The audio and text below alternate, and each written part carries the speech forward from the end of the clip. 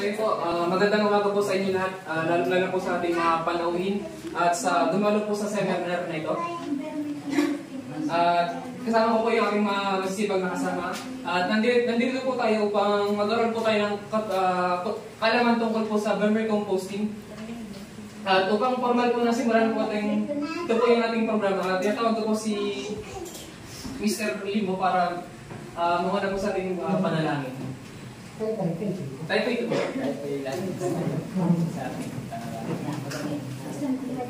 So, Panginoon namin Diyos na makapangyarihan sa lahat, maraming salamat po, Panginoon, sa umagang ito na kami pong lahat ay magkakasama para mag-daos, Panginoon, ng isang seminar, Panginoon. Unang-una, Panginoon, kami po ay aming papasalamat sa mga kapatid ko, Panginoon, na naririto. Salamat, Panginoon, sa kanilang buhay na yung pinapunta dito upang matuto, Panginoon. Dinadalain ko po, Panginoon, na lahat, Panginoon, ng matatapik sa seminar na ito ay kanilang maunawaan at magkaroon, Panginoon, ng tanim sa kanilang puso, Panginoon, at upang magamit nito sa kanilang buhay, Panginoon. Ganun din po, dinadalain ko po ang magtuturo, Panginoon, ang aming speaker, Panginoon. Bigyan niyo po siya, Panginoon, ng kaalaman upang ang lahat, Panginoon, ng dapat niya ma-share, Panginoon, sa amin ay kanyang ma-share, Panginoon. At lagi niyo po siya galabayan, Panginoon. At kayo, Panginoon, na maging programmer ng seminar na ito. Maraming salamat, Panginoon. Ang victory po ay aming kiniklaim namin yung umaga nito. Salamat po. Ito na po ang aming dalangin sa pangalan ng aming Panginoon Jesus. Amen. Maraming salamat, Mr. Limo. Thank you. So, po natin gagawin ay awit po tayong pagbansang awit ng Pilipinas. Maaari po tayong tumayo ulit. At kinatawagan po si Mr. Talet.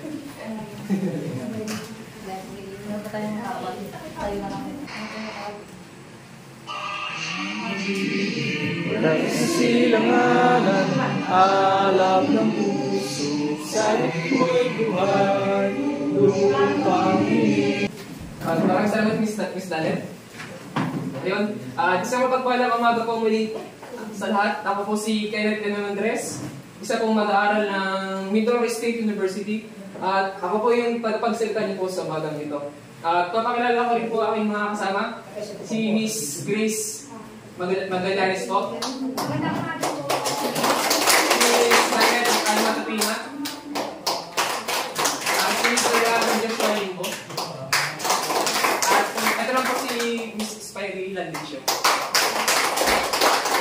Kaya po, ang layunin po ng programa po namin ay idukuhin po ang mga kalahok hinggil po sa mga prinsipyo at benepisyo po ng vermicomposting at pamahala po ng ruminant waste. Inalayan din dito na magbigay po ng practical na kalaman ukol sa pagtatuguyod, pangangalaga at pinakamahusay po na pamahala ng sistema ng pataba at vermicomposting. Bukod po dito ay naglalayon po ang programa na hikayatin po mga kalahok na isa alang-alang po ang implementasyon ng pamahala ng pataba at vermicomposting bilang parang po ng kita ng generation at waste reduction sa kanilang mga komunidad. At hinihikay din po ang mga kamalayan sa potensyal na epekto ng responsableng pamahala ng basura tungo sa yaman. At narito po ating guest speaker upang magbahagi din po ng impormasyon upang mas maintindihan po natin kung ano po yung dapat natin kung gawin sa vermicomposting. At upang simulan niya po ating seminar ay itawag ko po si Miss Grace ko upang ipakilala po yung guest speaker.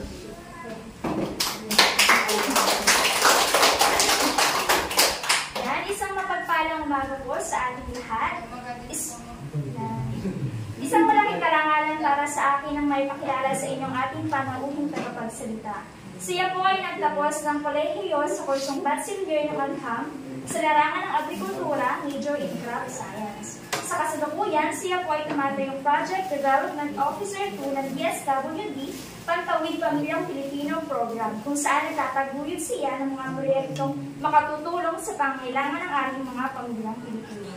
Gayun din, siya po ay nagkaroon ng pagsasanay sa Organic Agriculture in situ at BET. Sa kanyang natatanging kasanayan at malawak na kaalaman sa agrikultura, Siya ay handang magbahagi ng mga natutunan at karanasan upang mapabuti ang industriya ng pagsasaka. Asahan po natin ang makabuluhang pagsusuri at mga ideya mula sa kanya sa ating seminar. Malugod po pong ipinapakilala sa inyo ang ating panauhing tagapagsalita, si Ginoong Erickson Baculo Tenorio.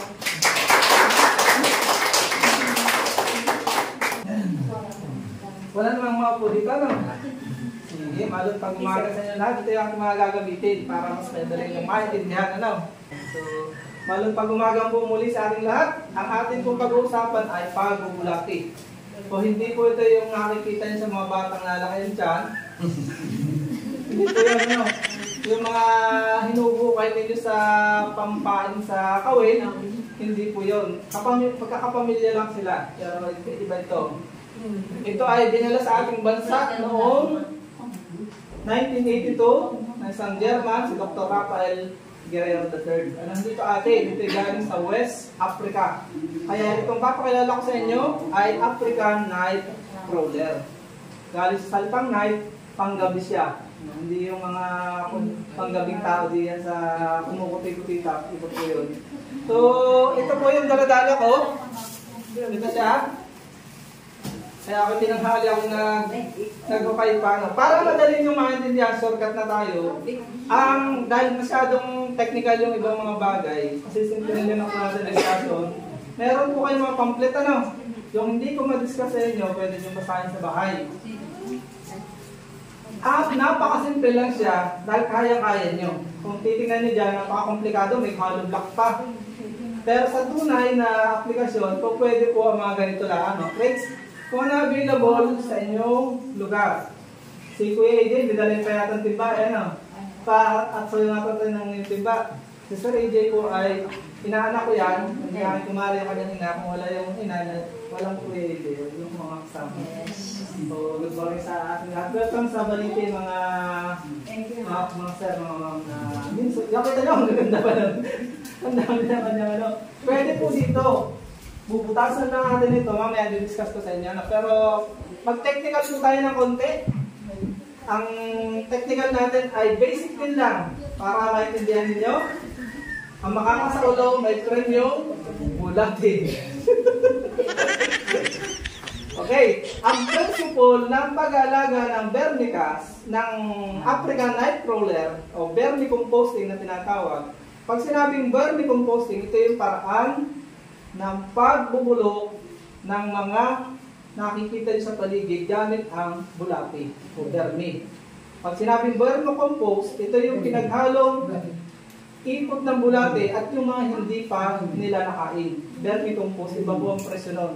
Pag sinabing vermicast, may mga terminolohiya po yun eh. Vermicast, ito po yung 100% na dumi ng bulati. Ano po? Nahusundan? Nahusundan kaya ako. Para hindi kayo malito, ito lang ang prinsipong dapat niyong maiuwi sa matagumpay pag-aalaga ng bulati. Makinig na mabuti. Principle number 1, kailangan ng madilim. O, di ba? Alam na alam ninyo yan. Pag madilim na, ang sumusunod na pangyayari. So, yun. Abay, natawa kayo. At yan natawa pag madilim. Yan ang gawain ng mga kabataan ngayon. Naghahanap ng madidilim. Kaya paglabas sa dilim ay buntis na. Sa bulate, gayon din. The more na dumidilim, the more na nabubuntis sila. Ang bulate, bow. Ang bibiro lang yata sa sabihin sa harap yan, no? Ay galing siya sa I think Phylum Annelida. Ang scientific name ng itong African Night Crawler ay Rhyudrillus, ang hirap niya i-pronounce, Rhyudinae. Yung scientific name niya. So, taga-Africa siya at napupunta dito. Yung nakikita niyo sa kalabaw ay mga bilog. Ang medyo bilog pero itim. Kamukha siya nito. Pero ito ay flat, flat siya. Mamaya, tapos ko ng 5 principle, hahawakan nyo isa-isa. Pag nahawakan nyo, qualified na kayong mag-alaga. Dahil binawakan ko rin, una ay natatakot ako, pero kinaya ko. Dahil yayakapin ko pag-organic, kaya nga ako naging sito. Pinayagan ako ng Diyos maging sito, ay tayo ay mabait naman ni Mama din sa ating probinsya rin. Nagtatrabaho ako, nag-i-insekto. Diba? Galing ano? Pagpasok ako sa umaga sa NTI, mag-i-FPS ako sa hapon. Ginawa ng paraan, nagka-diploma tayo ng insekto sa organic. Para excited na kayo. Sarap ito mamaya. Pipigaan nyo lang ng kalamansi. Ulam na. Hindi ito yun. Hindi ito yung ina-imagine ninyong nilalagay sa mga burger na pinapakain ng mamahaling pagkain ng mga rapol. Hindi ito yun. Pero pwede rin siya kumain ng gano'n. Pero hindi siya pangkain ng tao. Pero pwede siyang pangkain ng isda. Mataas ang kanyang protein content. Ano? So yun. Ang principle number 1, ulitin. Ano nga? Kailangan ay? Ano kailangan? Ha? Madilim. Ulitin. Lakasan. Sabay-sabay. Ang principle number 1 ay? Madilim. Kailangan madilim. So, kailangan bang gabi? Hindi po. Tatakpan nyo lang siya. Kailangan may takip para dumilim. Kung wala kayong mabiling plastic, hindi ko na-advise na plastic. Kasi nature tayo, yung dahon ng saging. Dahon ng, pero hindi ko rin na-advise na dahon ng palapanang nagdal. Yung tingting nakakasalutod pagka nabubulok. Yung dahon ng saging kasi malamig yun. Ano? Principle number 2, dapat ay malamig. Madilim, malamig. Parang yun ang mga paborito nyo yan. Oh. Madilim, malamig. Bakit malamig? Kailangan sa kanya ay 60 to 80% ang moisture. Basa-basa na 60 to 80%. Mataas ang kailangan basa. Hindi naman kailangan nalunod. Ano? Yung sa kapitan dito dahil sa Kaburok. Si kapitan ng mga best friend doon. Kapitan Torres nag-seminar. Oh, excited, ginawa. Kumuha ng ganda eh. Sabi, tingnan mo sa aking bulate. Kung okay. Kaya kita ko na kulunod na. Ay wala na, nag-aalis na, nangamatay na yung kanyang bulate. So dapat may butas. At yung aking sariling innovation, dapat meron siyang bunot. Para kahit hindi mo madilig, ay buhay siya. Naliwanag, pero may bunot na, basa na. Yung mga halos isang buwan ang nakababad sa tubig. Diyan sila titira sa bunot. Diyan sila mag-aanakan. Ang bulate, nakamalimutan ko, ay hindi bakla, hindi tumboy, walang lalaki, walang babae. Sila tinatawag na hermaphrodite animal. Yung sabing insekto, dahil sa, na kapag nagtabi, meron ang kanilang katawan ng babae at lalaki. O, kita nyo, may natutunan na kayo, no? Pero hindi siya mabubuntis kung hindi sila magtatabi. Wala nga namang magmadik ka, kuya lang magsabi ka, no? Sa bulate, kailangan nila magtabi itong magandang hiwaga ng pagkalikha ng Diyos. Alam niyo ba na nilikha sila ng Diyos bilang kapartner natin? Pero kapag gumamit ka ng chemical, nga pala yung isang principle, pag papasok kayo dito sa vermicomposting, magbe-break na kayo ng lason. Hindi talaga kayo dapat humawak ng lason. Kasi hahawak ka ng bulate, hawak ka ng lason, pinapatay mo kaibigan natin. Kakampi natin sila. Pag pinapower natin yung mga damo natin, naglalayasan yung mga natural diyang earthworm. Yung earthworm natin, na bulate sa lupa, ang kinakain niya lupa. Ang sekreto ng pagsasaka, patabain mo yung lupa para yung lupa magpapataba sa halaman. Ang principle ng mga makasarili, patabain ng halaman, sirain ng lupa. Magkaiba siya. Kaya pag organic ka, tataba ka. Ito si sir, nataba. Kinakain ko na rin yung bulate. Matataba kasi ang halaman ko, organic. Walang lason. Principle number 1, ano ulit? Dapat ay madilim. So, sila kasi ay nocturnal. Gabi sila gumagala. May nag-transform na niya from Laguna. Tinakpan pa ng plastic. Naku, nung nasa barko na, naglabasan na nung gabi. Kasi pag gabi na, alam nila, panahon na para maghanap ng pagkain. Kaya hindi mo siya pwede ikulong dito. Makukulong mo lang sila dito kung may pagkain ka. Kaya dahil sila ay layas pag gabi. Ako hanya, principle. Pangalawa, ayaw ng malamig. Hindi lunod, pero basa. Hindi lunod, pero basa. 60 to 80% ang moisture na kailangan. Pangatlo na principle, bibigyan lang natin. Ano pa? Malamig, madilim, malamig. Pangatlo ay tahimik. Naririndi sila, madali silang marindi. Pag naririndi sila, may pukpok ng pukpok sa tabi ng bahay nila, napilwag sila, hindi sila nakakain. Kaya kailangan natin sa kanila yung dumi. Nagiging dumi. Ang ipot nila ay pataba. Kaya pagka sila naabala, yung inaasahan mong 1 month ay tapos na nilang kainin ito, at ito yung mga pagkain nila, halimbawa, ay tatagal ng 2 months. So, yung production mo ay babagal. No? Kailangan na tahimik. Kailangan ba sa bundok? Hindi naman. Doon na sa mga ganyan-ganyan, mga ilalim ng kawayanan, yung malayo sa kalaban. May mga kalaban din po yan. Palaka, mamaya pag-usapan natin yung mga kalaban. So matahimik, ano? Ano pa baga? Ang nalilimutan ko. Kodi ko tayo. Madilim, malamig, mamasa-masa. Yung pang-apat, mamasa-masa. Hindi porque malamig ay basa. So, baka sa Baguio ay tuyo naman ay malamig. Ay kailangan dinidilig every 2 to 3 days. Pero may solusyon doon kung tinatamad kayo. May dala tayong saha. Saha at bunot na basa. Kahit hindi ka dyan magdilig, sa saha at bunot, yung tubig nito, sisipsipin ng tuyo papataas. Paano kaya? Kasi trabaho pang tamad at trabaho din pang masipag. Dapat lagi may pagkain. So, yun na. Yung natututunan baga? Anong principle number 4? Mamasa-masa. Ano? Hindi basang-basang lunod, masa-masa yung iga na basa-basa. Ano, paano gayon? Iga yung bahay, pero basa-basa yung pagkain. Paano natin? So, yun ang gusto nila ibigay nyo ang sikretong principle, ibigay nyo ang gusto nila, at ibibigay nila ang gusto mo sa kanila. Ano lang naman ang buhay, hindi gaya, ano? Hindi pwedeng ikaw lang, kuya. Ibibigay mo rin itong... Ganun naman ang ibigay, ano? At panghuli, pangapanlima na, masustansya, masustansyang pagkain, abundant na pagkain. Pag ginuto mo sila, lalayasan ka nila. Pupunta sila sa hanggan mo na nagpapakain sa kanila. Mula at to the worst ay, pinakamatindi ay, pupunta sila sa parang dahil nandun ang pagkain nila. Kung gusto mo sila bumalik, maglagay ka ulit sa isang lalagyan mo sa bahay nila na sa tambak ng pagkain, nakikita mo nandiyan na sila. Ang mabait sila, baga mo nang iiwan, ay bumabalik.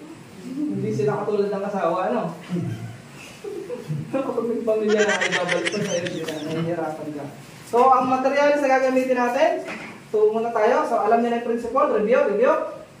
Principle number 1, pwede magkabalik-baligtad yan. Mahalaga lang ay walang standard sa organic, tanda natin. Walang, nagkataon lang na yung mga naunang itong mga kodigo niyan ay may mga personal silang study. Pero malaya ang bawat isang tuklasin. Yan ang principle ng organic. Yan ang iyo, ibahin kong akin. Ganun kaganda ang, ganun kayaman ang wisdom na binigay ng Diyos sa organic farming. Lahat ay makakatuklas ng bago. So unang kailangan tayo ng gulok na pangal.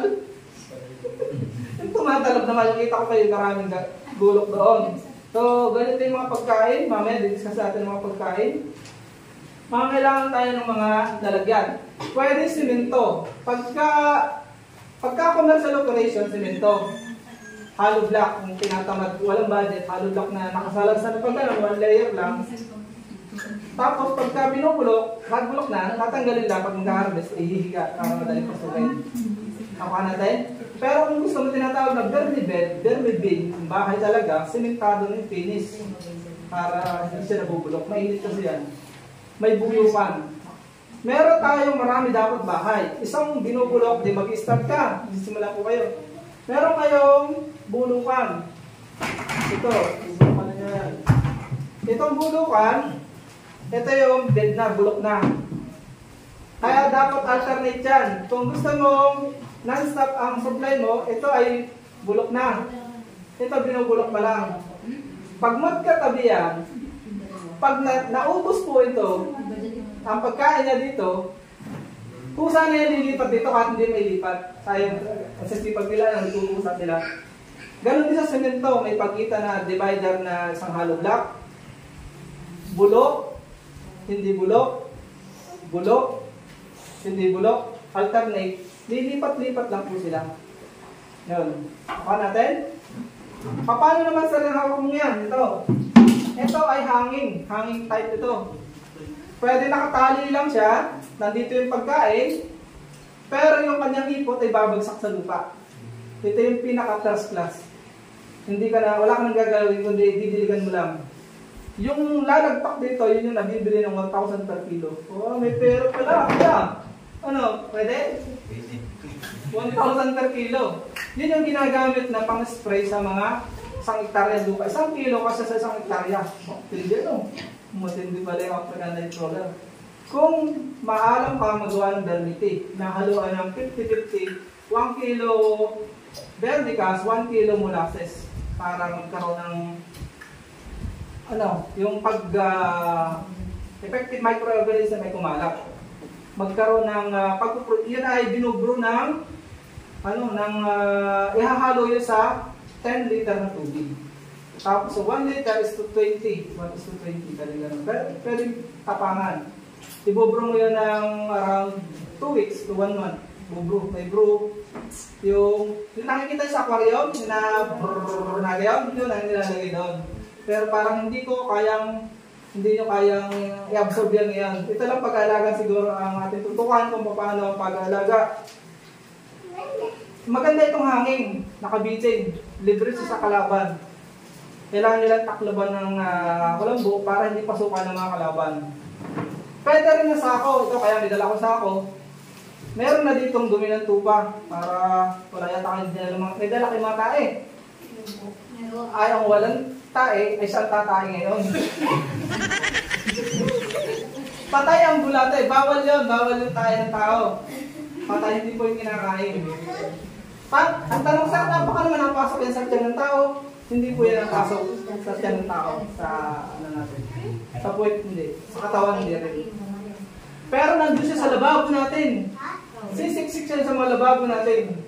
Dahil marami doon mga microorganism na nabubulok. Yung mga tarantara natin. Doon sa magkusali, natin nandun lang yun. Subukan mo maglaban ng may sunrock, makikita mo, naglutang sila, nasusunog sila dun sa init ng sunrock. Ay, nakakawa. Kaya bawal ito sa pabaya. Pwede sa tamad, pero huwag pabaya. Paano pabaya? Tamad na hindi pabaya. Yung maglalagay ka lang ng pagkain, iba na ginagawa mo, medyo tamad na konti. Pero hindi mo siya pabaya, sinisilip mo siya. Paano pag-harvest? Harvesting agad. Harvesting ay every 2 weeks. Every 2 weeks. Gamit ang tinelas tarang ng LTL. Okay lang yung may tayo. Ang paggamit mo ng pag-harvest ay hindi ito. Ito yung mga sosyal, mga mayayamanin. Hindi ito organic farmer pag itong ginamit mo. Ang tunay na organic farmer ay ito lang kasi ayaw niya masaktan yung mga bulati. Or, katulad ko, kinakamay ko talaga yan. Hindi ako nagamit mo. Tapos ang makakalikasan ay hindi madiriin. Hazing na tayo, hazing na. Hawak mo ng bulate.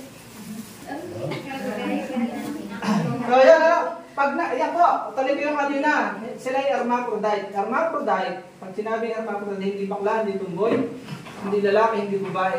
Meron sila nung parehas na kasarian. May lalaki, may babae doon sa kanyang buong bahagi, yung bulate. Pero pag nag-mature sila, in 8 weeks to 10 weeks, matured na yan eh. Pwede na ibenta. Magtatabi po yan, kuya. Exciting part. Exciting na ito sa mga magbubulate. Hindi sa inyo. Kayo lagi namang naisip yung magtabi. Pag nagtabi po yan, dalawang matured na African night crawler, pag naghiwalay, parehas po silang buntis. Oo. Maliligo po sa Tagalog, o sa tao. Totoo po. Sila ay nabubuntis parehas. Paano hindi bibilis dumami? No. Gusto niya maglaga na?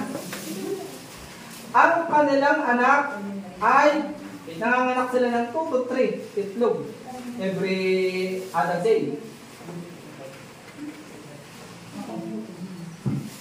Twice or 3 times a week. Tapos yung isang itlog nila na capsulated, parang capsule na kulay yellowish, white, tapos yellowish isang araw yun. Mapipisayan, may laman niya na 2 to 3 baby. Dami yung ibang pag-aaral sa Google 20 hanggang 20. So, ang isang bulate ay tumatagal. Ilan ang taon ang haba ng buhay niya? 3 to 4 years. Ang tagal, ano? Yun ang kanyang lifespan. Tapos, pagka siya ay umitlog, kaya niyang umitlog ng 900 eggs. Mga madam, pasuyo ako nga kung mga magagaling na mag-compute. Kaya niyang umanak ng 900 eggs kada isa sa isang taon. Ay times 4. Times 3 years na lang. So, ilan ang magiging anak? Tapos yung isang itlog niya, yung 900 eggs, naglalaman ng 2 to 3 hanggang 20 baby. Lagay mo lang na stove.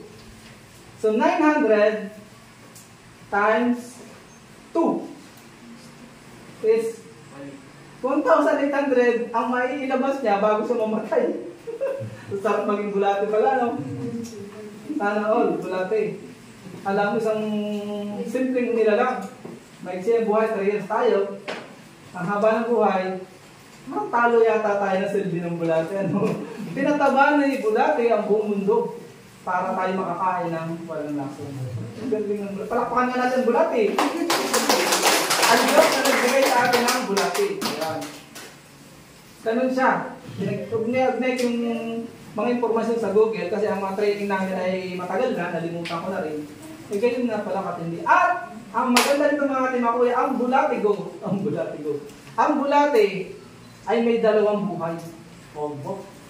Kung ang pusa ay may 9 na buhay, ang bulate may 2 buhay. Pag tinama ng pala o ginigiling at tinama ng gilingan yung kalahati ng bulate at nakalibre yung puso, yung kalahati, kuya, mamamatay, yung kalahati mabubuhay ulit. Hahaba ulit. Ay, sana all. Nahaba ang nahaba ang paa. Yung tayo, maputulan ng paa. Mahirap na yung mahabain. Ano? Stainless ang katapat niyan. So, mag-actual na tayo. Napahaba na yata ako. Baka ako nalimutan pa. Magkano ang presyuhan ng bulate? Ang bulate go, itong bulate, ay hindi ko alam ngayon ang presyo, ay 500 ang kilo nung ako yung panahon ko. 10 years ago. Ay ano na kaya ngayon? 10 years ago pa yun. Ikaw pa manghuhuli. Tutulungan mo pa yung mayari dahil mahirap ng huli. Sa panghuhuli, bago pa niya matimbang yun, ay nakalayas na yung kalahati. So ang nabili ko lang ay kalahating kilo. Napadami ko po yun ng 10 kilo. Kaya lang, nag-iba tayo ng karera kung ano mga pinasok ko, ano pabayaan ko.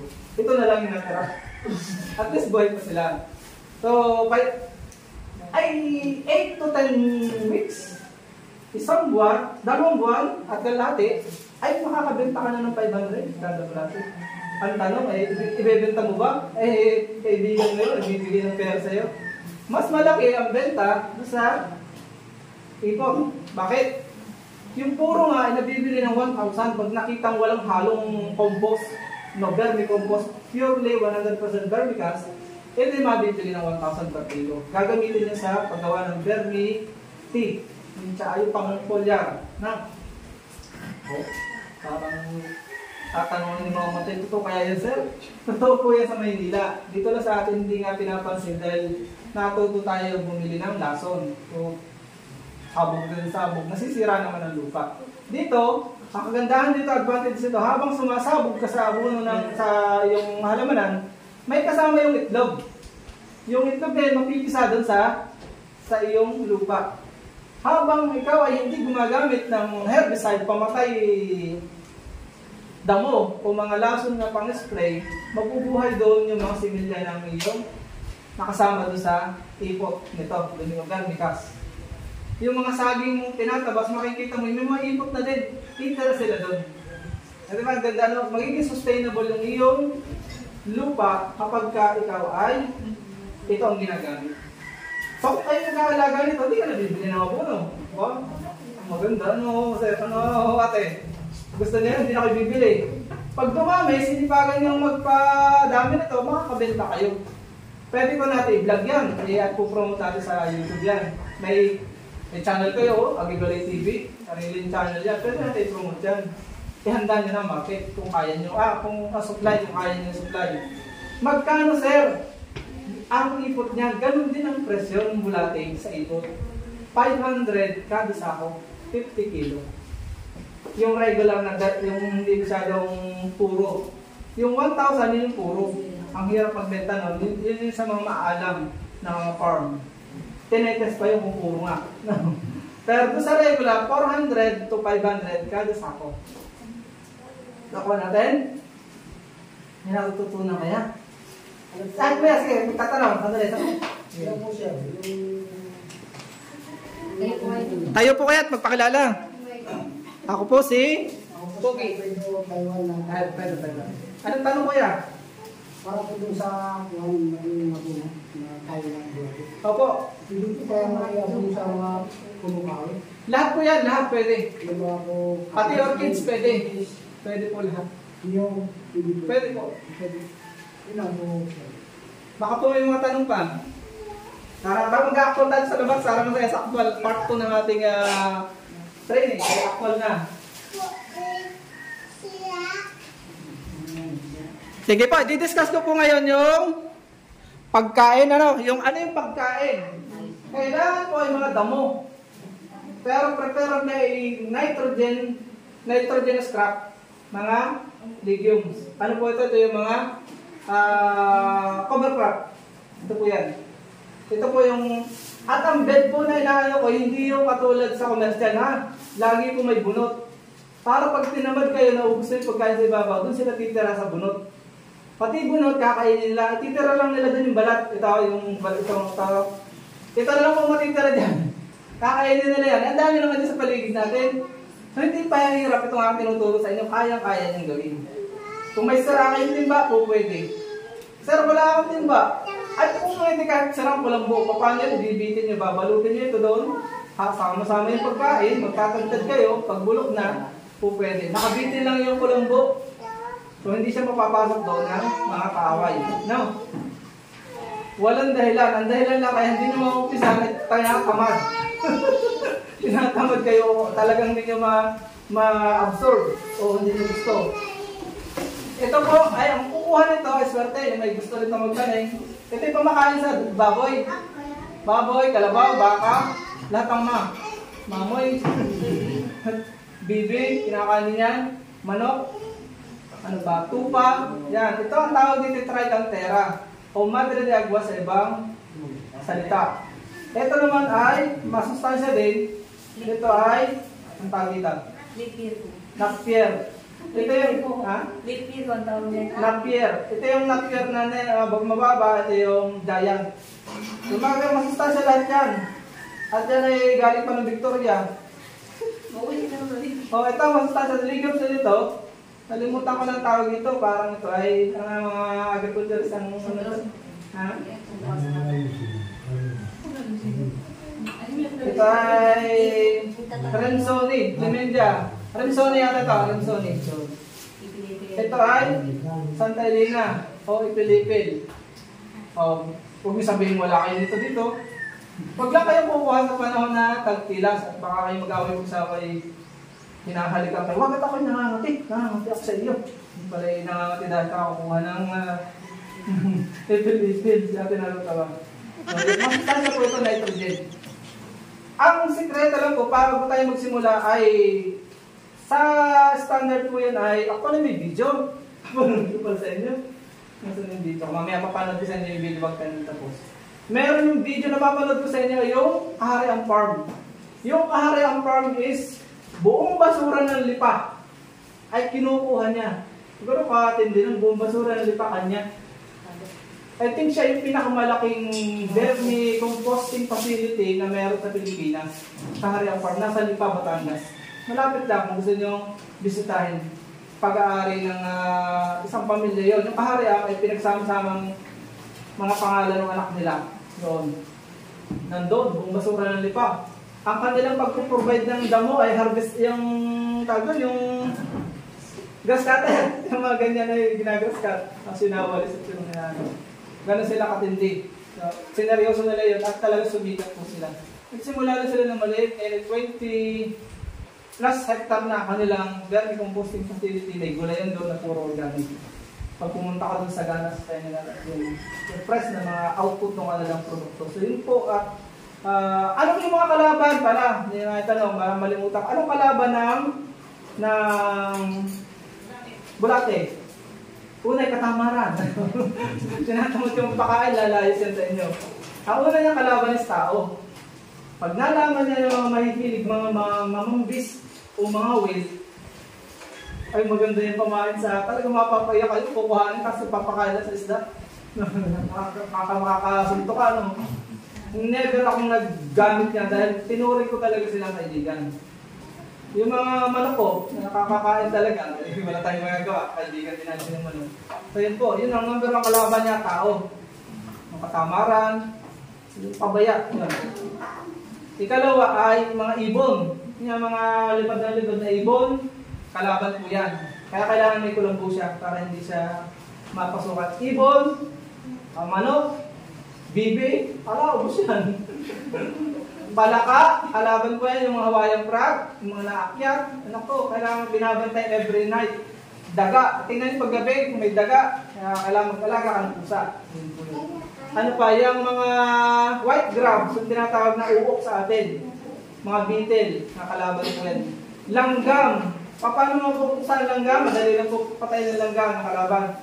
Maglagay ka lang ng asukal, di ba? Mahilig sila sa asukal, sa paligid, sa baba, huwag sa loob. Ng asukal, magpakulo ka ng kulong-kulong tubig, banlan mo pagkaipon-ipon na sila. Mamaya, dahil sa iyo, lagyan mo ulit ng asukal, patayin mo ulit, kaya may mauubos na madadala. Kasi sino ka naman din madadala kung lagi kang binabalala ng tubig, ano? Siguro kung kayo man hindi rin mawiwiling lumaban, lagi na lang pinapatay. Yung ba nilalagyan ng use oil sa palibot? So hindi ako nagagaranti ng use oil kasi chemical din yun. So baka maamoy yun. Yun, yung chemical sa paligid, kalaban din po yun. Pag naamoy nila ay nalaya sila. Saka yung baha, kalaban nila yan, nalalayas yan. Pero nabalik naman. So yun po mga kalaban. Yun yung mga basic. Marami pang kalaban pero kaya kailangan binabantayan din every. Hindi naman araw-araw. Kung kulambo, maganda nakabitin lang yan eh. Lalaglag dun yung palambong lalabas naman ang ipot nila. Huwag naman yung super pino. Hindi lalabas dun yung pagka-pino. Yung mga ganyan ng butas. Yun. Ito maganda na kung gusto niyo makakita ng dito sa Mindoro ng malaki na sikat, siya ay certified organic na. Ang kanyang bigas ay napakamahal. Dahil nga may tatak na organic, pumunta kayo kay Sir Nelson Gablotero sa Ugbot, Bungabong, boundary ng Rojas, Bungabong. Yun. Si Sir Nelson Gablotero. Doon ako natuto din sa kanya. Nag-isa mentor ko yun, na napakatsagang nagturo. Kung bitin tayo dahil maliit lang yung ating oras, nandun yung seminar na actual makikita niyo yung bulate. Ngayon, ang training natin, bago tayo mag-actual ay, yung pangako ko sa inyo, nasaan na? Nasaan yung aking plastic ditong bulate? Ha? Nawala na? Saan na magpunta? Kahit talagang ako pinakasan dahil yung asawa ko na nagpapakain niya, sobrang busy ni Sir Eric. Iwanan na ako. Pero nandun na sila sa paligid, hindi sila nalayas dahil hindi ako nag-explain ng last one. So, hindi ko ito gagalawin.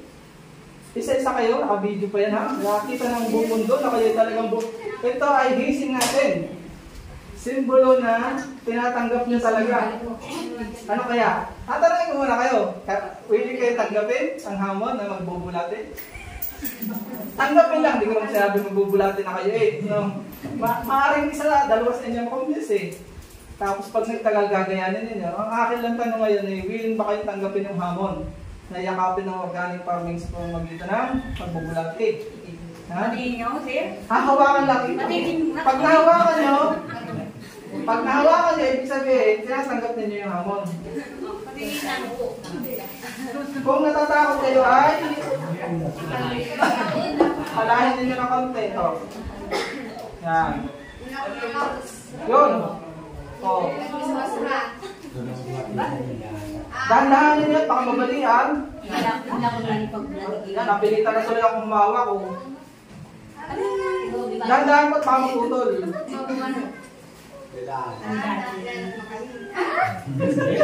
Bayan na lang. Doon tayo kumain. Oh. Dahan-dahan po. Pagkalirin. Palirin lang. Oh. Titingnan natin po. Kuya, pakakayapin. Ganyan. Dalawang. Kaya po ba? Ganyan. Pakakayapin. Matagal na 1 minute.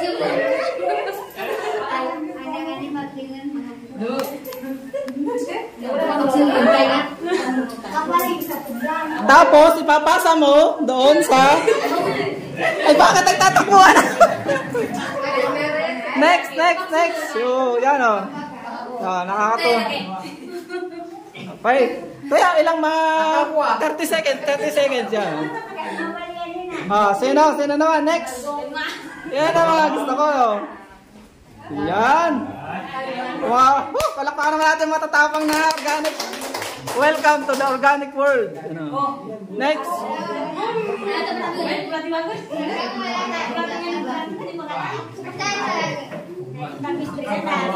Dandahan. Okay. Ayos. Kaya. Matatapang pala mga katutubo. Huwag itataktak. Masasaktan yan. Dandahan. Pasa sa sunod. Pasa.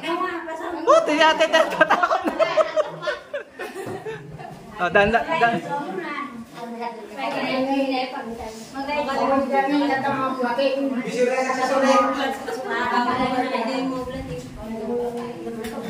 Sige, pasa.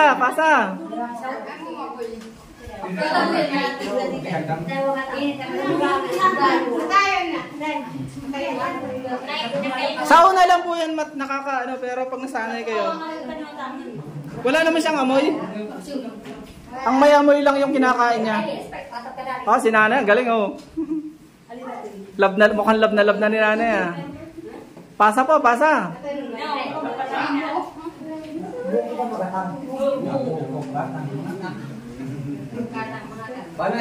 Anong pakaramdam?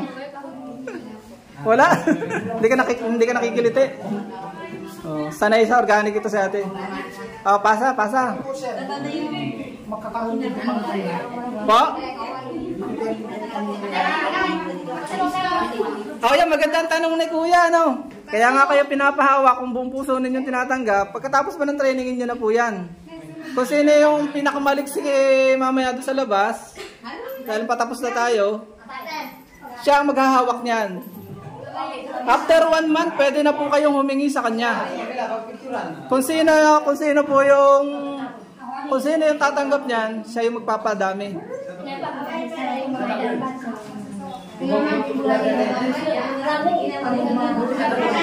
Parang nasa 8 yata yung dala ko. Ang pinamimigay ko lang ay actually 12. After 2 months, ang dami na po. Ang bilis niyang dumami. Basta yung mag-aalaga lang po talagang dapat ay maayos. Ang ilalagay niyo sa kanya, ang pakain ay bulok na. Kumuha kayo ng mga bulok na saging. Okay, ito. Ang makakapagdala ngayon sa akin ng bulok ng dumi ng hayop at saging ay kanya yung bulati. Kanya na yung bulati. Siguradong may lalagyan dapat siya, pero kung may nadala siya ngayon at wala ding bahay, ay hindi siya may bahay ang requirement. Yung gano'n, pwedeng timba, pwedeng ganito. Tapos may pakain, Okay, pupunta na tayo. Salamat sa inyong nag-i-enjoy itong mga taga-Minskat. Taga-Minso. Qualified na ito talaga. Nahahawak na yun. Okay, tayo ay pupunta na sa part 2 ng pag-alaga. May nalimutan ako. Hindi ko talaga may turo lahat yung theory dahil hindi naman kailangan yun. Ang kailangan nyo lang talaga yung principle. 5 principle na yan. Ang kanyang pakain, ganito kabulok na dapat yung kakainin sa una. Habang ito po yung nabubulok, habang ito kinakain niya, ilang araw lang ito, ubos na ito. May nakahanda na ulit kayong sunod na bulok. Lilipat siya doon. Dahil po konti pa, lilipat niyo siya doon. Ngayon, ilang kilo sir ang kailangan makain, handang pakain. Ang pagkain mong kailangan ng bulate, 1 kilong bulate ay 250 kilo lamang. Kaya sa isang buwan, ubos na yun. So, dapat may another 250 kang pakain. Sa sunod, 500 na. padoble ang effort mo, sipag. Mukhang si Kuya ang interesado May pakain ka bang handa ngayon? Ay, nasaan? Handa ka na. Ay, papamana ko sa iyo ito. Ipapamana ko sa iyo ito pagka may nasabi ka sa aking pakain. May napakita ka naman sa akin na pakain. At yung bahay, no? So yan, babalik na ako. Yan. Ganyan siya, bluish ang kulay. Ganito yun Pagka kayo ay pabayang may-ari, pabaya. Pagka kayo mabait na may-ari, ang kulay niya ganyan, bluish, parang sariwang isda. Yun pala tandaan na napapabayaan mo siya, ang kulay niya ay parang bilasang isda. Sariwang isda kapag ikaw ay maayos na may-ari. At yung pakain niya ay gusto niya. Masigla sila. Tapos pag ginawakan mong ganyan, kasi ito yung na-stress na na-stress sa sundaan. Pag ginawakan mo, pala tandaan, napaltok siya, kaya niyang pumaltok. Ganun siya kalakas. Pero pag makailang minuto yan, ganyan na lang kasi nawala na yung moisture sa kanya, nahina na siya. Pero yung unang hawak, dapat ay napaltok. Maliksi siya. So, maganda ang pakain mo nun. Basta yung parang maasul-asul, ay okay yun. Pag nagkulay ma-brown-brown, ay kulang ang nutrition mo. Dapat, ano mga pakain ang pwede, sir? Pwede po ang tae ng baboy, pero mahinang klase po. Pinakamahinang klase na pakain ang tae ng baboy. Alam niyo naman yan, mahina po ang sustansya nila. Ang number 1 kailangan po na pakain, tayo ng kambing, yung magaling sa damo. Pwede po ang 50-50, kalahating damo, kalahating dumi ng hayop. Kung kukunti ang alagang dumi ng hayop, pwede 25% lang. 75% na saha at damo. Halo-halo yun. Huwag mawawala yung saha, bunot at damo at dumi ng hayop. Ipot ng kabag, pwede po yan. Dumi ng kabayo, mayo, lahat ng may mayo. Mayo. Wag tayo ng pusa. Dahil ang tayo ng pusa ay ka-level ng tao. Mainit sa kanila yun. Ano ang kailangan? Pagka malamig na po, sinundot mo ng kamay, dapat po ang kanyang temperatura ay 30 degrees pababa. 20 to 30 degrees.